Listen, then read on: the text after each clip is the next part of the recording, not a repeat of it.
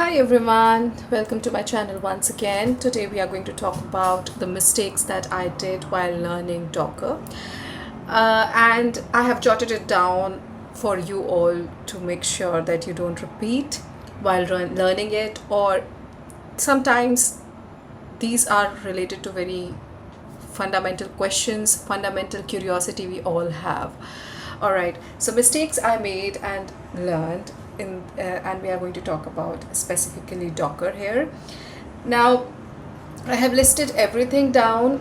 This video will be in two parts, and you can find the link of this content in the description box where you can easily revisit. So if you are new to my channel, you will see that I have jotted all the information of my learning plan, my Docker, the projects that I have done, the content that I have shared. And this is not just normal content that you will see. It is my experience that I have jotted down here. And if we open, for example, go to Docker and open this page, you will see the Docker concept has been divided into various parts. The reference images and links and study material that I have used. This is in the resource directory, common interview questions that I have come across, my friends have come across, or some questions which I have seen frequently. People are sharing that, and I have jotted that as well. I've created some GitHub gists which you can visit. So if you see my gists here, this is my GitHub platform. Feel free to follow me. Yeah, so if we talk about the snippets, for example, if we are checking this Docker complete snippets, these are the snippets. These are all the commands that you will ever use. Okay, so it is just for quick reference for you.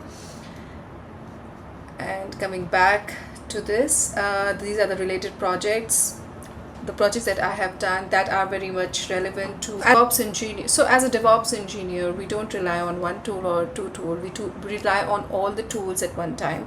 But these projects are majorly for you to understand certain concepts. So for example, if I open to this one project, now this is persistent memory container demo. So it's talking about the persistent memory in Docker. It will make you understand the concept better. You can use this, you can fork this, you can study this, you can run this, and you can understand this on your own. All right, so the purpose here is to give you the pattern of how I learned, what I gathered from the internet. I have made the whole pool of information, organized it, structured it for you to revise, to study, and feel free to add on.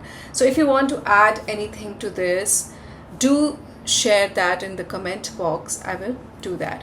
Okay, I will make sure a certain page or certain section is added, and maybe we can be collaborators too. Okay, so let's start with the first question here. Okay, the mistakes that I made and learned. Port is using the port 80 while my host is using the port 81 for incoming and outgoing. So the question is, if it is not clear to you, the question is, what should I use? Which port number should I use if I'm using two different ports here? Usually we use the same port, like 80. Usually the mapping is like something like 80 by 80, but if for example it's 81 by 80, then you have to understand that that you have to use host port to open your application here. Okay, you don't have to use the containers port, you have to use the hosts port. Now this is because Docker exposes the host port 81 to the outside world and internally forwards the traffic to port 80 inside the container. Now the container is listening at 80, but the world is listening at 81. All right, where Nginx is running. The outside world never directly interacts with the container port, and hence containers are considered more secure options. Okay. Now let's come to the next question. Why is Nginx inside the container still listening on port 80? So I remember I wrote this question because I was facing some confusion, some error. We will also run and see what is happening here. Nginx is configured by default to listen on port 80 inside the container. Docker does not change the internal configuration of the application. It is by default listening to the port 80, okay?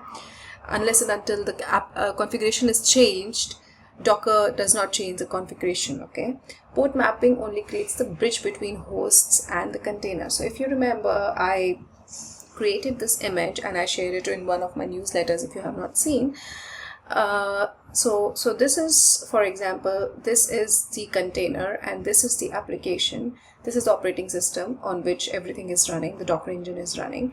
Now these two ports are interacting with each other. So for example, here we have written 5000, maybe just for an example, but if in case this is an Nginx container and this is my host machine, if it is 81 and it is 80, this is exactly what example we are talking about, okay? So they are interacting with each other. That is why port mapping is done, right? All right, coming back to the question. I hope that is clear to you. If not, please share your information, your doubts in the comment. Okay. All right, Nginx is configured by default, as I told you. Port mapping only creates a bridge between host and container, as I showed you recently. External traffic comes to port 80 on the host and Docker forwards it to port 80 inside the container. Sorry, I said 80, it's 81, right? So externally, now let me open the example once again. So for example, this is 81 and I'm just showing this is host, all right? Although it is very clear it is host. This is the container and this is maybe 80 and this is Nginx. So this is exposed to the world, okay? The port number 81 is exposed to the world. All the incoming and outgoing is coming from here, but 81 can only listen to 80, and that is why there is a bridge created between both the ports, right? And hence this container is very secure because it can only communicate with the host on port 81, right? But it cannot allow external crowd to come inside this container, and hence it is considered very secure. Okay, so moving ahead, why is my application not accessible on port 81 even after mapping? Then this was the troubleshooting that I was doing while I was writing this question. So there could be the possible errors. Now I'm sure these questions will help you in interviews as well, because they will help you answer the questions conceptually. What could be the possible reasons?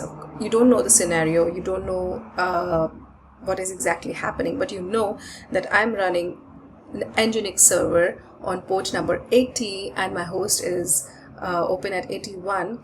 Then why my application is still not accessible?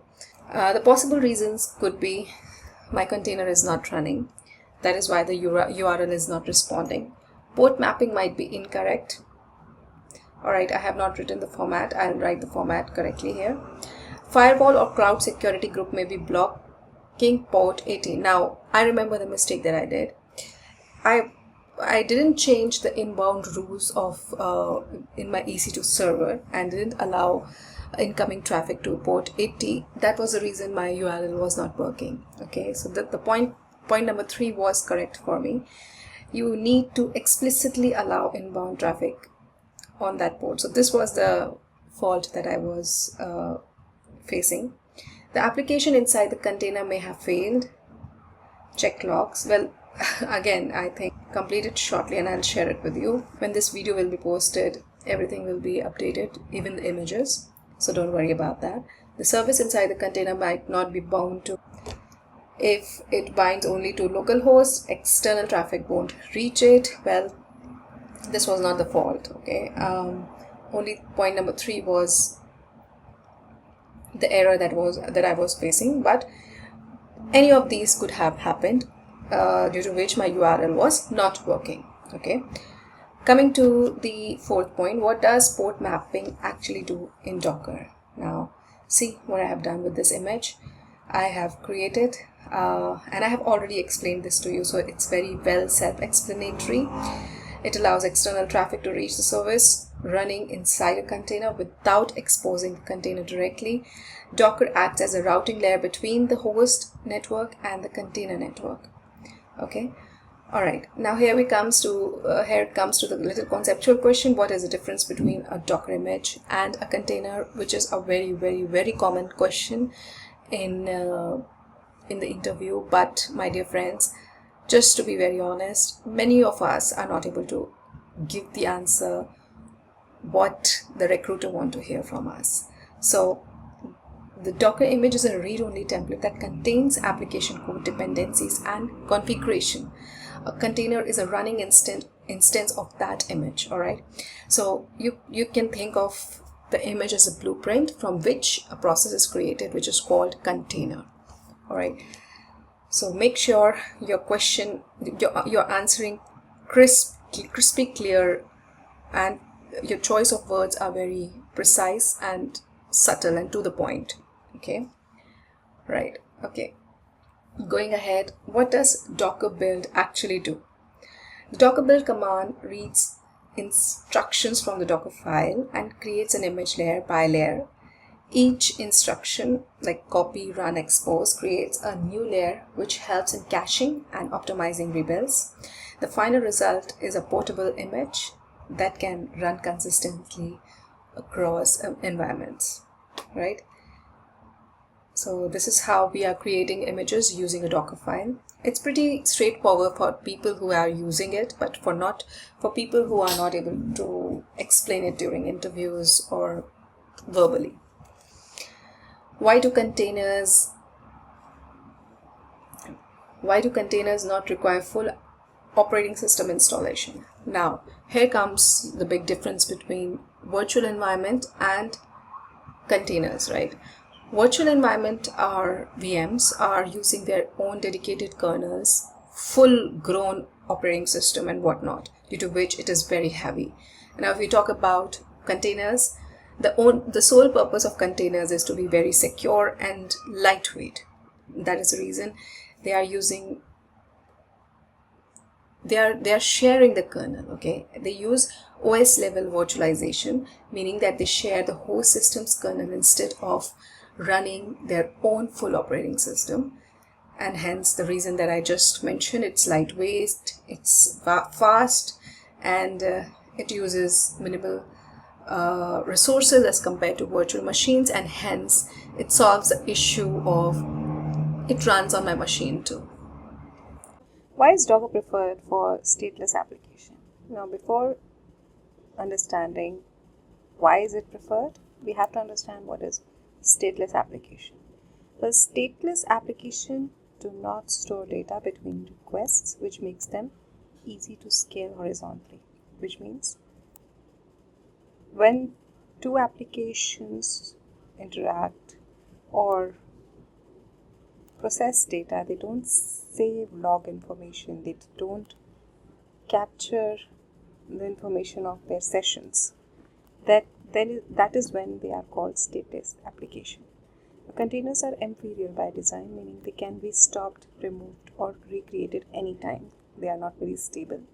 Stateless system align well with this behavior, while stateful system require additional mechanism like volume or external databases. So, for example, if to save the information like log files and all, you need to attach a persistent volume for that container, so that whenever the container stops, the data is not lost. I hope this is clear now. So why Docker is not ideal for GUI, graphical user interface based application? Because the purpose of Docker is to be lightweight. The software is very heavyweight. It will require a lot of installations, dependencies, files, and then the purpose of Docker will not be served.